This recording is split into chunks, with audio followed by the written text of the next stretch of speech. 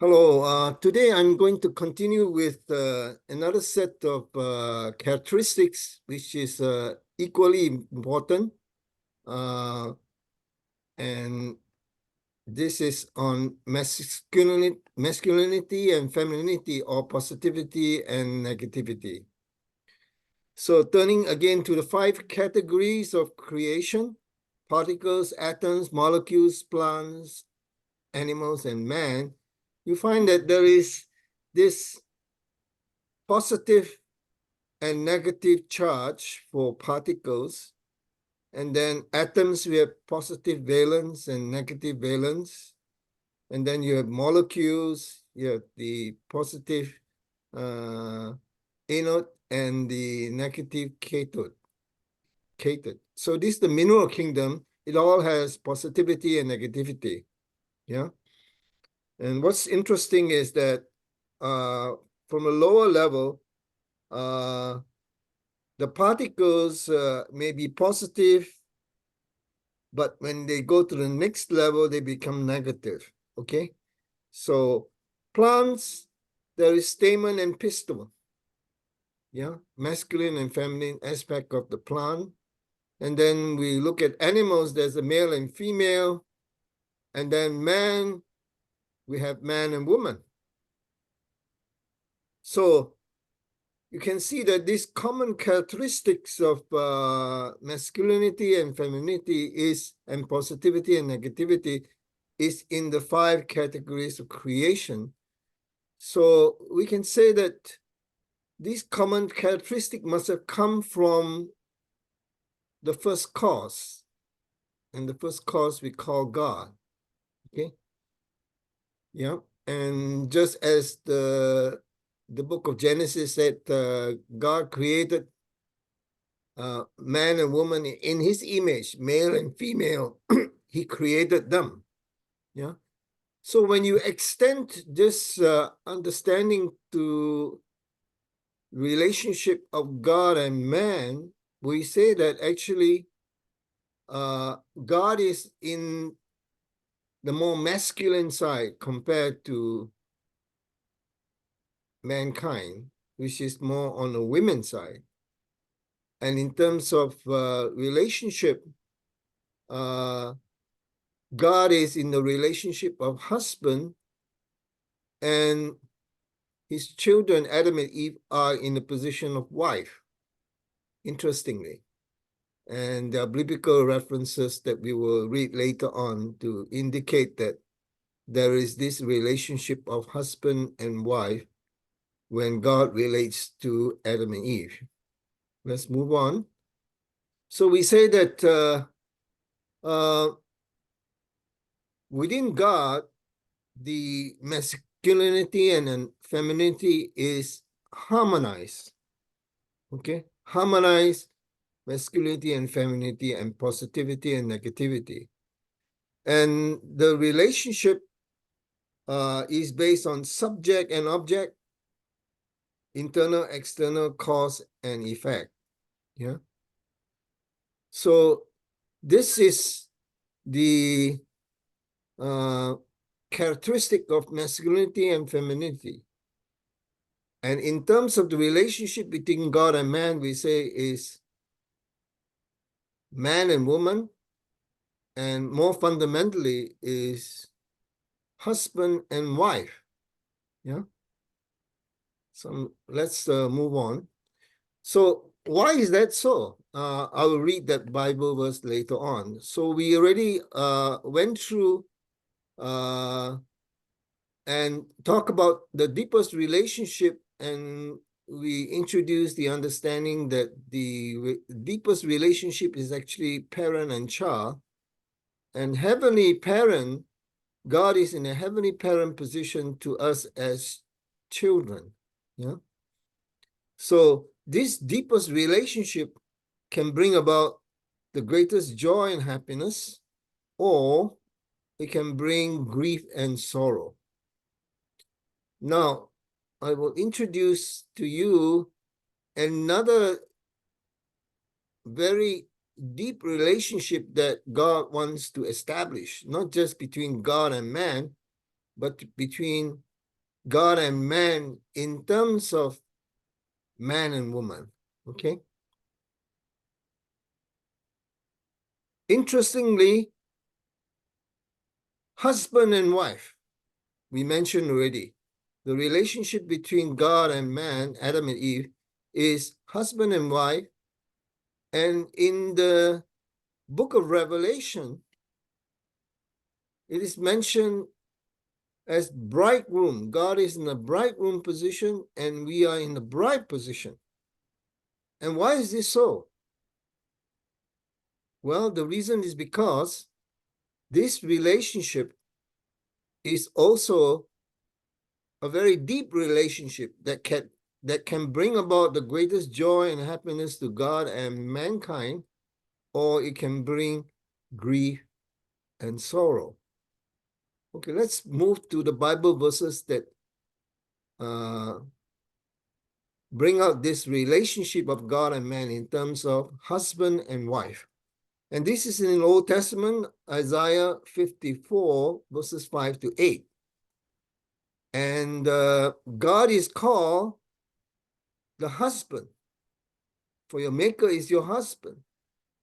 And the Lord has called you like a woman, forsaken and grieved in spirit, like a youthful wife when you were refused.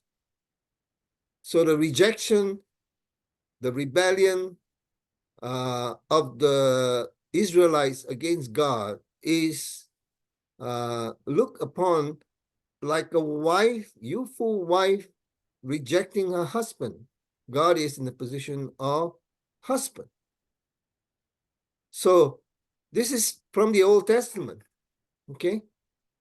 And we say the reason why God's relationship is in the position of husband and wife is because this relationship of husband and wife is supposed to be a very deep relationship, okay?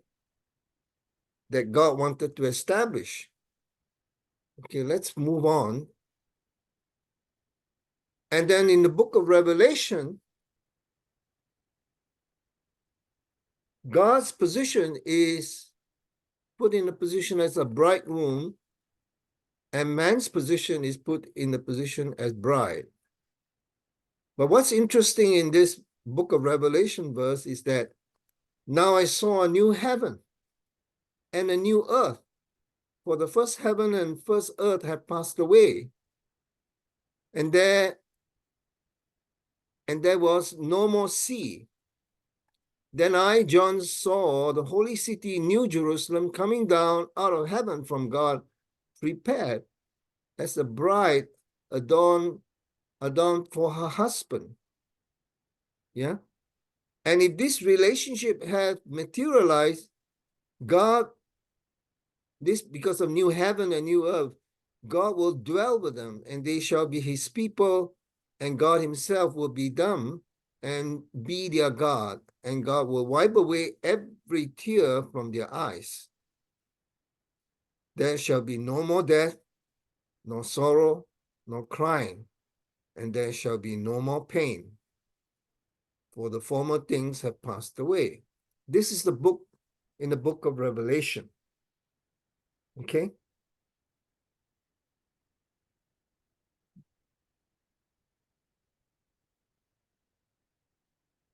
Now let's ask ourselves,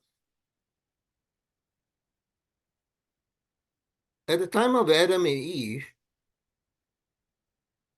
did Adam and Eve receive the marriage blessing from God? We know that there is 3 blessings, but did God give the marriage blessing to Adam and Eve? This was not mentioned in the book of Genesis. So we have to understand that actually God's original ideal was to be realized through Adam and Eve. What God expected Adam and Eve then? Well, this will be maybe shocking for some people who are Christians, who have read the Bible. Okay. So the wedding ceremony of Adam and Eve was to have been not just for themselves as human beings, it was also to have been the wedding ceremony for God. That means God is in the position of husband and Adam and Eve is in the position of wife. That's the meaning. God would have entered their hearts, and the external God and internal God would have united as one. That was to have been the original wedding ceremony. And this understanding really will revolutionize the world of religion if we understand that the original ideal that God has for Adam and Eve was to have not only the wedding of Adam and Eve, his children, but that wedding ceremony would have brought God together. It would be the wedding of God, that God would then dwell, enter their hearts, and the external God and internal God would have united as one.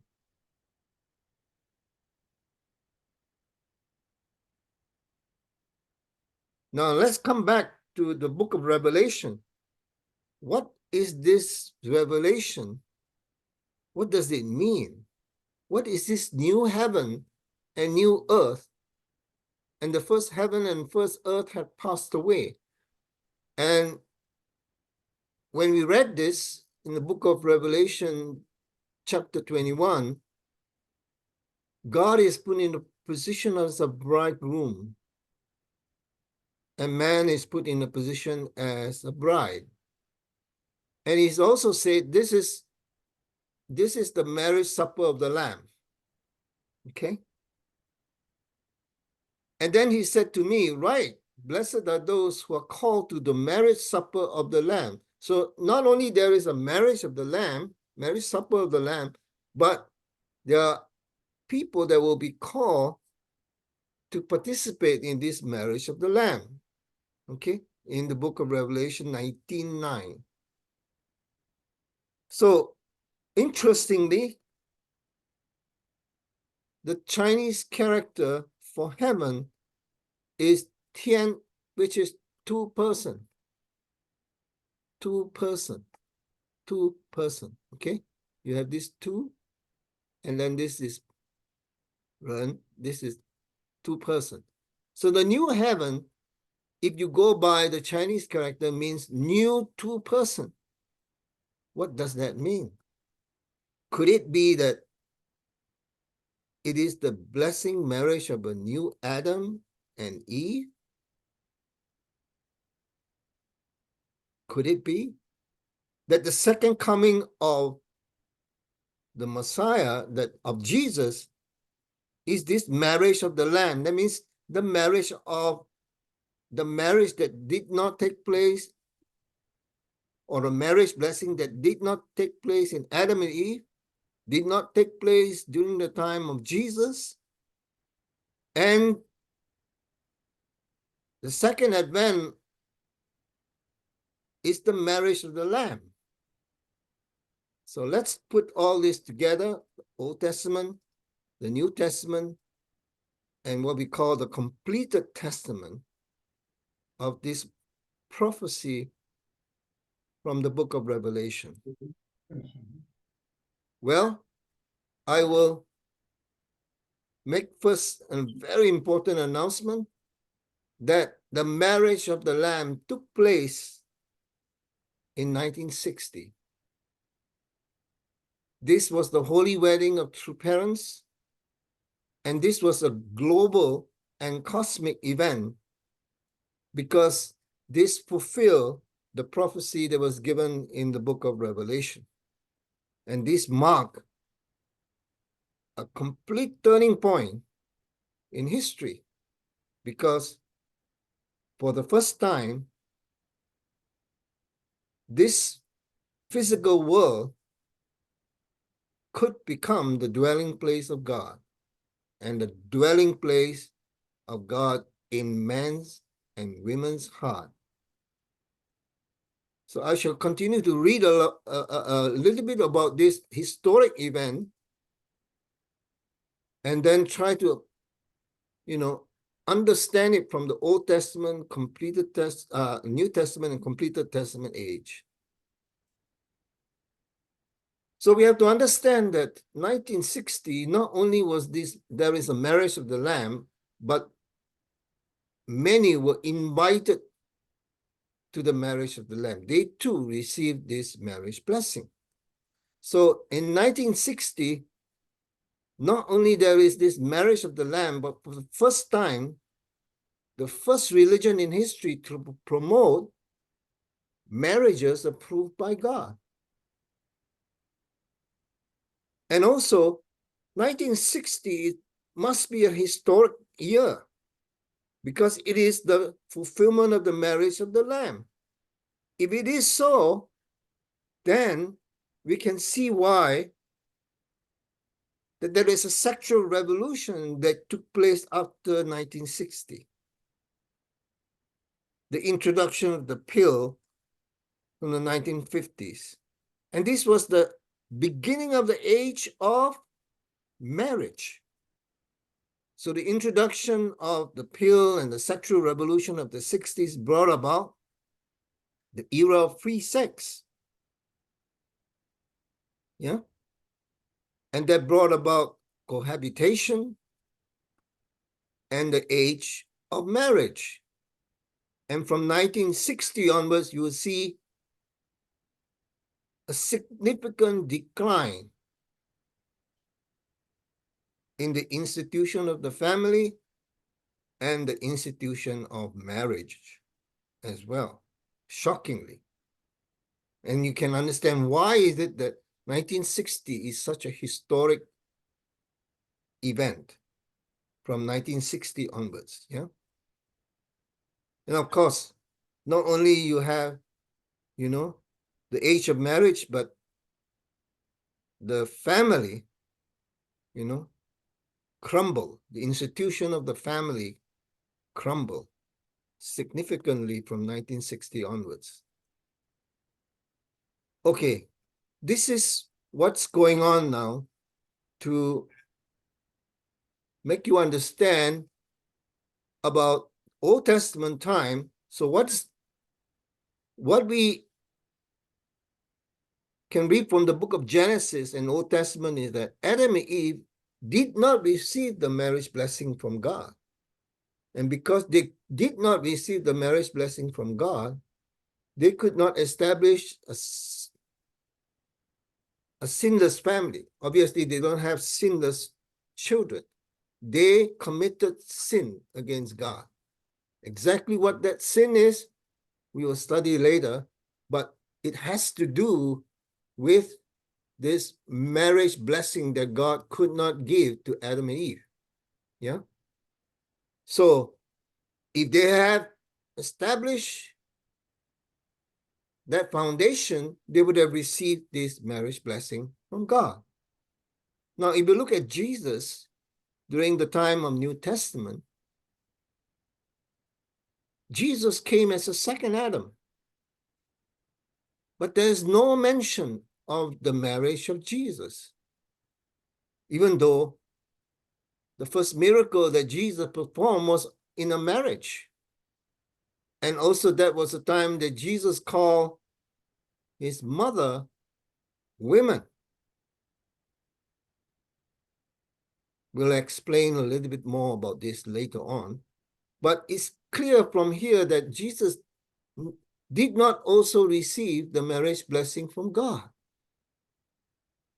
He wanted to establish, obviously, a perfect couple that Adam and Eve should have established because he came as the second Adam, and this is mentioned clearly in the Bible.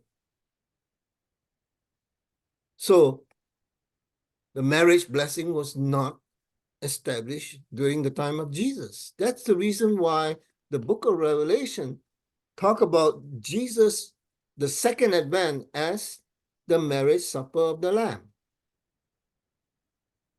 This is to provide us an understanding of why is it that the second advent is called the marriage supper of the Lamb, which is the completed testament. And we believe that this took place in 1960. And some person must come as the third Adam, just like Jesus was the second Adam, a third Adam.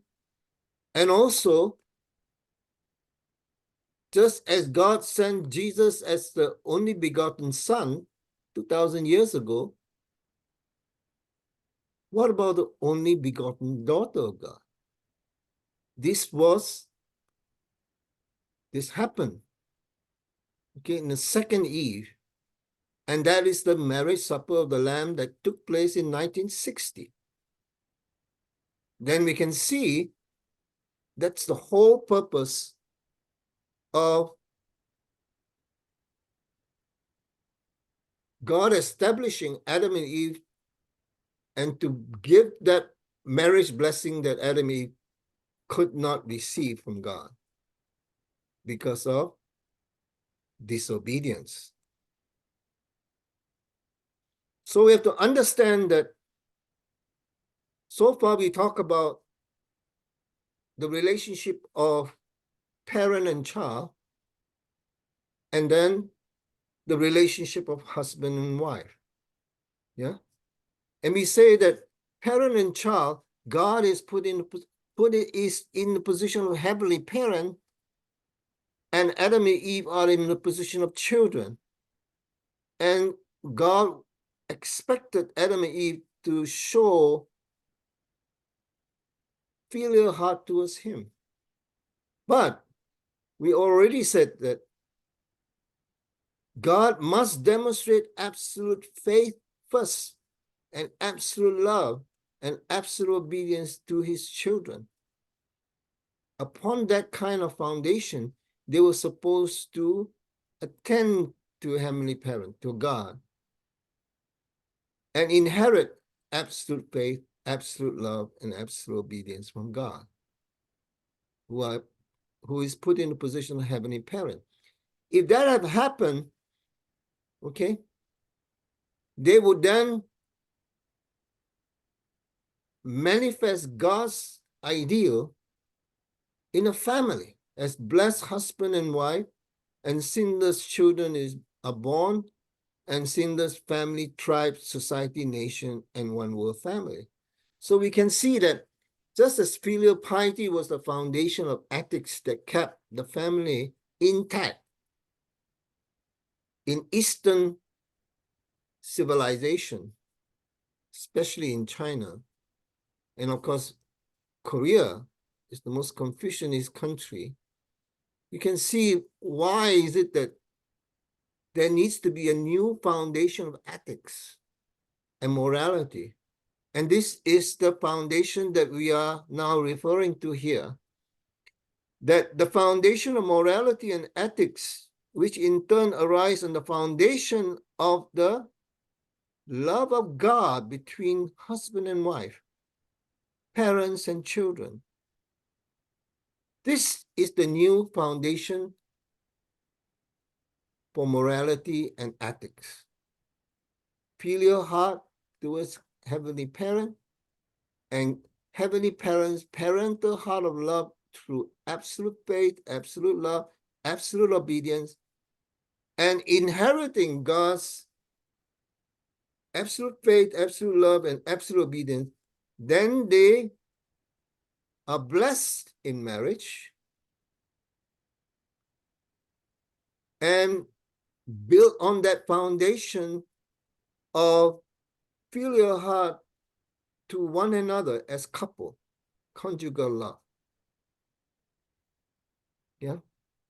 Based on absolute faith, absolute love, and absolute obedience. That is the foundation for a family that receive God's marriage blessing.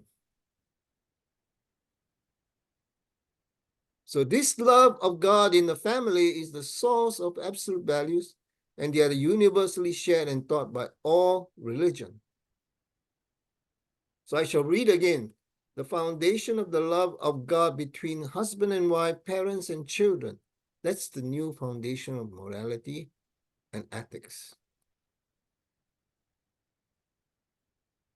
So from the two presentations that I've given.